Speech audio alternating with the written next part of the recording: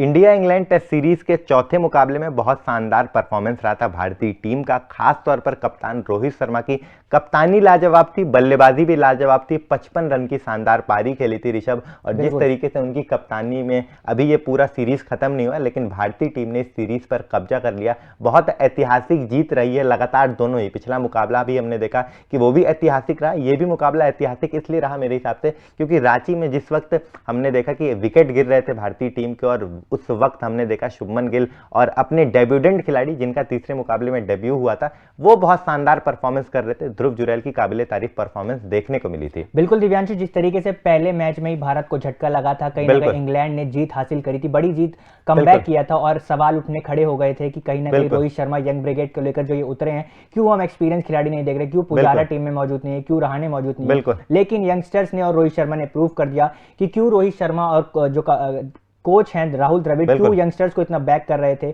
लगातार जो ये जीत हासिल करी और सीरीज पे कब्जा किया टीम इंडिया ने, वाकई काबिले तारीफ था। नए नए डेब्यूटेंट्स हमें देखने को मिले, और डेब्यूटेंट्स हीरो बनते हुए भी नजर नहीं। ऐसे नहीं कि सिर्फ डेब्यूटेंट्स ने छोटी मोटी परफॉर्मेंस, विनिंग परफॉर्मेंस। ध्रुव जुरैल की बात करें, कितनी शानदार प्लेयर ऑफ द मैच रहे पिछले मैच में। सरफराज खान की अच्छी बल्लेबाजी देखने को मिली हमें 2 इनिंग्स में। वहीं आकाशदीप की हमें परफॉर्मेंस देखने को मिली।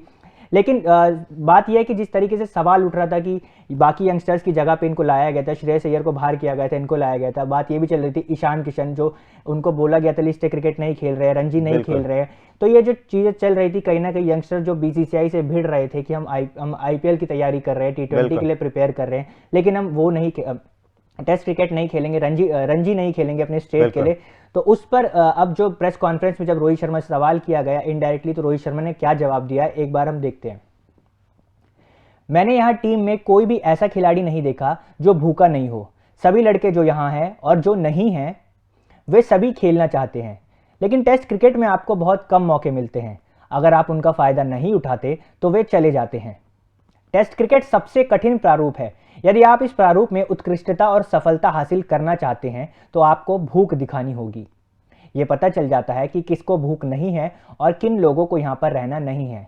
यह पता चलता है जिन लोगों को भूख है, कठिन परिस्थितियों में खेलना है, उन लोगों को प्राथमिकता दी जाएगी। ये सरल सी बात है। बिल्कुल, जिस तरीके से रोहित शर्मा का ये बहुत बड़ा बयान सामने है, और सही बात है कि जिन खिलाड़ियों को खेलने की भूख होती है, उनका परफॉर्मेंस और उनका जो खेलने की शैली होती है, स्किल्स होते हैं, उससे पता चल जाता है कि ये इंटरेस्टेड है। क्योंकि हमने देखा है कि रेड बॉल क्रिकेट आजकल मतलब उतनी प्राथमिकता नहीं दी जा रही है। बहुत सारे खिलाड़ी हैं जो चाहते हैं कि आईपीएल खेलें, T20 खेलें, व्हाइट बॉल क्रिकेट खेलें, लेकिन जितना इंपॉर्टेंट टेस्ट क्रिकेट है उतने ही इंपॉर्टेंट प्लेयर उसमें खेलने भी चाहिए। इसका ऐलान जो है कप्तान रोहित शर्मा ने कर दिया। और पहले भी हमने देखा इस सीरीज में कि कितने सारे डेब्यू हुए, 4 डेब्यू इस मुकाबले में हुए, और मुझे लगता है कि सबसे सक्सेसफुल डेब्यू हुआ इस सीरीज में, क्योंकि 4 के 4 खिलाड़ी बहुत आउटस्टैंडिंग परफॉर्मेंस रहा।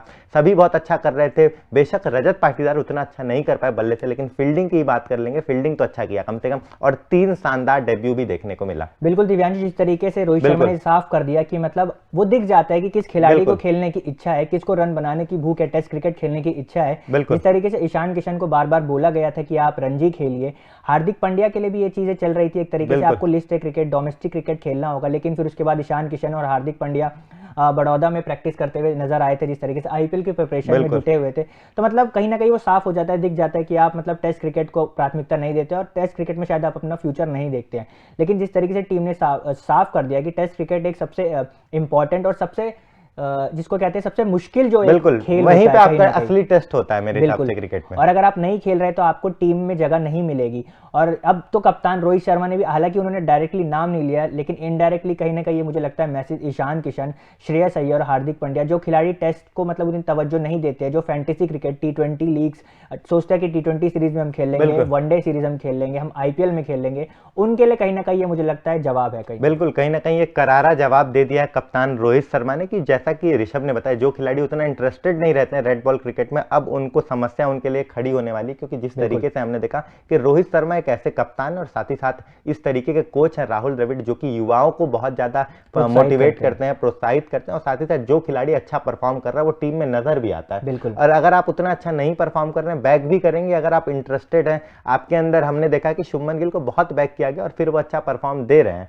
तो बहुत बड़ा बयान और बहुत इंपॉर्टेंट चीज है। और जिस तरीके से दिव्यांशु, ध्रुव जुरैल, सरफराज खान, आकाशदीप की परफॉर्मेंसेस रही मतलब पिछले मैचों में, अगर हम नजर डालें तो हो सकता है इनको अब T20 और ओडीआई जो मैचेस होंगे उन सीरीज में भी शामिल किया जाए, उन फॉर्मेट्स में भी उनको मतलब प्राथमिकता दी जाए, क्योंकि ये साफ हो गया है कि आपको रेड बॉल क्रिकेट खेलना होगा कहीं ना कहीं, तभी आपकी टीम में चयन हो सकता है।